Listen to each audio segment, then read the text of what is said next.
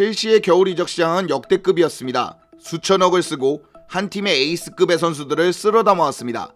사실 여름이나 다름없는 겨울을 보낸 첼시지만 순탄한 과정도 있었고 복잡한 과정도 있었는데요. 그래서 준비했습니다. 영입생마다 영입 난이도에 따라 점수를 매길 건데 그 기준은 구단 합의와 개인 합의 난이도, 이적료, 그리고 선수의 필요도를 보겠습니다.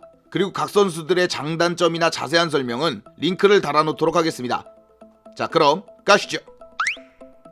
다트로 포파나는 첼시의 첫 번째 영입이자 대한민국 시간으로 2월 29일날 영입이 되었습니다.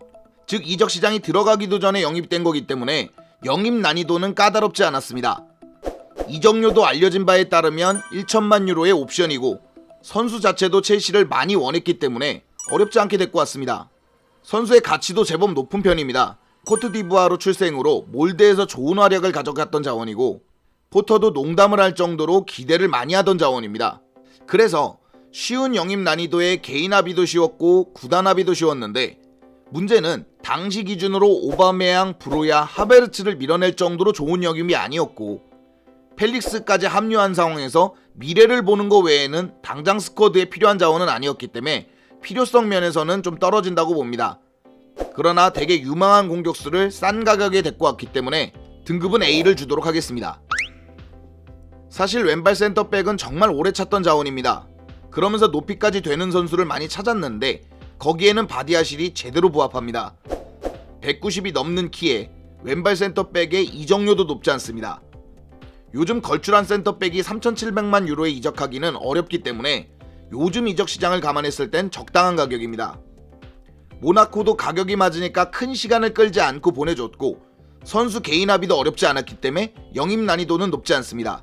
제가 생각하는 가장 합리적인 영입은 바로 이거지 않았을까 이런 생각을 할 정도이기 때문에 등급은 A등급을 주겠습니다. 이 친구도 포파나처럼 미래를 보고 영입한 자원인데요. 판매 당시 현지에서도 이 가격에 팔면은 분명히 후회하는 날이 온다 이렇게 언급은 했지만 현재로서는 아직 유럽 무대에 검증되지도 않은 자원이었는데 1250만 유로나 주고 샀기 때문에 절대 싼 가격이라고 볼 수는 없습니다. 거기에 조르지뉴 이탈과 엔조 영입 전까지는 미드필더가 어려움을 겪고 있었는데 바로 직전감으로 기용할 수도 없었기에 필요성만 봤을 때는 굉장히 떨어지는 자원이라고 볼 수 있습니다. 미래에는 좋은 자원이 될 수 있지만 현재 겨울 이적 시장만 놓고 봤을 때는 글쎄요 그렇게 높은 점수를 주긴 어렵습니다. 다만 가격이 높아서 그런지 영입 난이도나 선수 설득은 그렇게 어렵지 않았기 때문에 C등급을 주도록 하겠습니다. 지금도 공격은 굉장히 어렵지만 당시에는 첼시가 리그 연패를 이어가고 있었고 그 많은 부분은 공격수들이 제목을 못하고 있었기 때문입니다. 덕분에 공격 쪽에 직전감이 필요했고 그게 펠릭스였기 때문에 필요성은 분명히 존재했습니다. 그러나 임대료만 1100만 유로에 영입 옵션도 없고 공교롭게도 이 선수가 데뷔전에 퇴장을 당하면서 3경기를 못 나오게 됐습니다.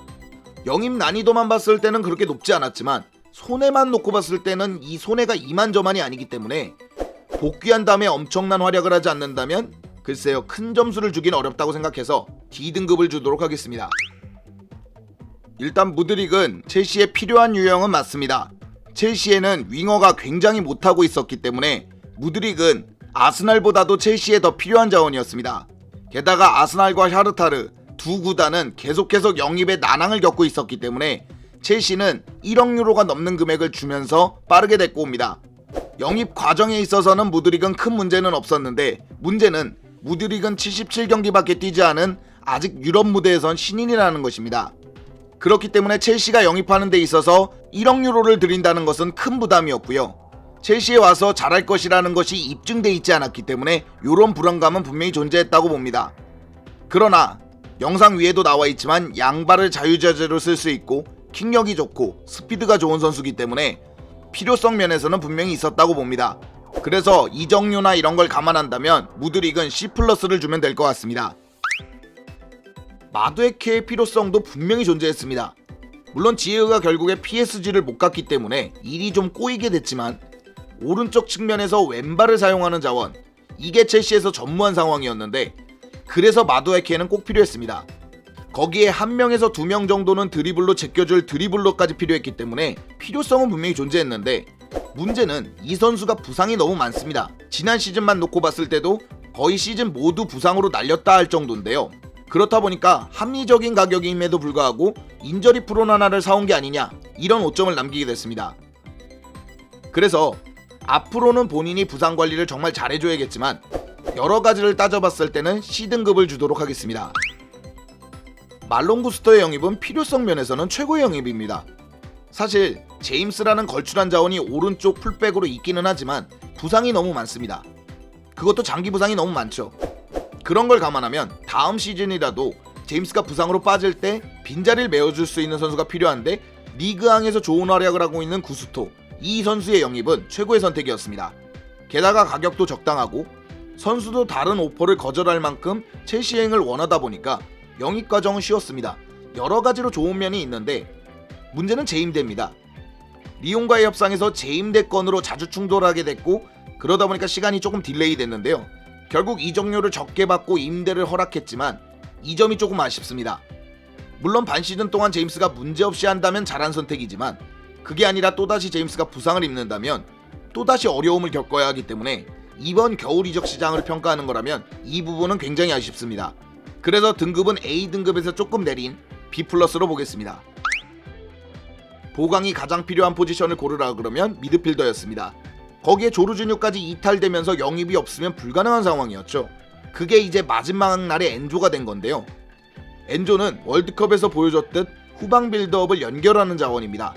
이 부분도 첼시에 굉장히 필요했습니다. 근데 이 자원은 필요성을 볼 게 아니라 영입 난이도를 봐야 되는데요. 영입 난이도가 극악이었습니다. 후이 코스타 회장은 줄곧 1억 2천만 유로 이상의 엄청난 거금과 그것도 대부분 일시불로 요구하다 보니까 굉장히 난항을 겪었고 실제로 1월 초에는 딜이 무산되기까지 합니다. 벤피카는 첼시를 상대로 무례하다고 표현할 정도로 첼시와 벤피카의 영입 전선은 굉장히 어려운 상황이었는데요. 마지막 날 이틀에 걸쳐서 장시간 회의를 했고 처음에는 일시불 할부 이렇게 출발을 했다가 2월 1일로 넘어오는 새벽쯤에는 바이아웃을 발동한다는 얘기부터 이적 시장이 닫히기 직전에 결국 6분할 할부까지 나오면서 정말 정신없이 밀고 당기기를 반복했습니다. 글쎄요, 아마 협상 난이도만 봤을 때는 근 첼시 10년간은 가장 어려운 협상이 아니었을까 생각할 정도로 첼시 보드지는 정말 고생했습니다. 그래서 영입 난이도, 금액을 고려했을 때는 점수가 낮아지고 필요도, 선수 능력을 봤을 때는 점수가 올라가야 하기 때문에 B+를 줬습니다. 자, 이렇게 전체적으로 알아봤는데요. 첼시의 역대급 겨울 이적 시장이라는 말이 걸맞을 정도로 정말 걸출한 선수들이 많이 왔습니다. 첼시가 여름에는 좀 헤매기도 했고 요번 이적 시장에서도 여러 가지로 조금 안 좋은 부분들이 있었는데요. 그런 부분들을 잘 이겨내고 첼시가 영입을 했기 때문에 그렇기 때문에 마지막 후반기에 첼시가 좋은 성적을 냈으면 좋겠다는 얘기를 드리면서 이 영상을 마무리하도록 하겠습니다. 오늘 영상은 여기까지고요. 즐겁거나 유익하셨거나 도움이 되셨다면 당신의 구독을 기다리겠습니다. 감사합니다.